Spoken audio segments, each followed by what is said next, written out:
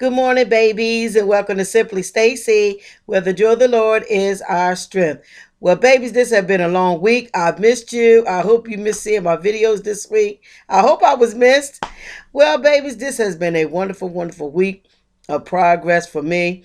I've been taking some new steps in my life, some new challenges in my life, and it's just been good. So all of you that's out there taking new challenges and new steps in your life, be encouraged that God got it already worked out for you, that the path that you're taking is going to work out for your good, that just trust in God. You know, a lot of times things that we do, we have not really sought God and asked God, is this what I'm supposed to do, God? Lord, you know, and make sure that it's really God's plan for your life so that you're not wasting time and energy. You know, time is a gift. Time is of the essence, and people just waste time on things that is not of value, that is going to bring them to naught, that is going to bring situations in their life, problems, you know. So don't waste your time. Time is truly a gift. You know, as I went on my journey this week and I was in different atmospheres and different settings and dealing with different people and different types of issues. And along my journey, I meet people every day. But this week was really, I met a lot of people. And, you know, wherever we go as people of God, we want to bring God. And we want people to see God in us. And we want them to get a taste of Jesus, you know. So your emotions and your character and the way you carry yourself is going to make a big difference in whatever atmosphere that you're in. We are there to set the atmosphere, and we are there to set the tone. And that's what I do everywhere I go. I make a conscious decision to do that. And you have to make a conscious decision to do that. But one thing I learned this week on my journey, people, was that a lot of people are crying out and praying, and you want certain things and you're asking God for certain things. But in our minds, we have plans laid out how we think these things are going to happen. You know, I was in the doctor's office this week, and it was people in there, and I had to get a regular routine test done, and some people in there had some different issues going on. And you know how people like to just talk. I've been through this all my life. They will spill the beans, they will tell their whole life story, and I have no problem with it. I've been through it all my life. I'm basically a little counselor that's been going on all my life, counseling people. So, but when you ask people, do they want prayer? They don't want prayer. So that means they don't want my God. But a lot of people look for the doctors, and, you know, even the people of God, people that are saved, they look for their healing or different things to happen in the church when they go to church, or certain atmospheres, they look for certain things to happen. But I don't care where you're at, where you're at. In that doctor's office, that baby could have been healed if she just wanted prayer. You know, God met her where she was at. She may never go to a building, but God met her in that doctor's office, in that lobby with me. But she didn't want it. So, babies, when God comes, wherever you're at your door, you know, you may be out in the grocery store. God said, my sheep know my voice, a stranger they will not follow. We need to know God's voice, people of God. We need to know when our miracle is done came to us. You know, that you have been praying for, that you have wanted. When it comes and a way is made, don't miss your window of opportunity.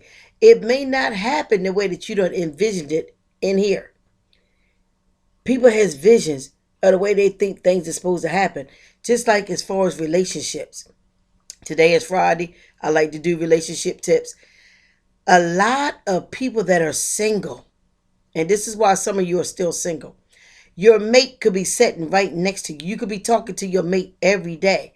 But because you have an ideal in your mind of how it's going to happen, or the emotions that you're going to feel when it happens, or how the person is going to look, you are missing your divine miracle. It could be right there in your face, but you're missing your mate because of this. You have already sketched out a plan in your mind of how everything is going to happen, how the person is going to act, how they're going to be. Babies, don't miss God when he comes by. He could be right there. in that person that you meet in the grocery store. He could be walking and talking in that person that you meet in the doctor's office. He could be walking and talking in the person that meets you in the parking lot and just says hello.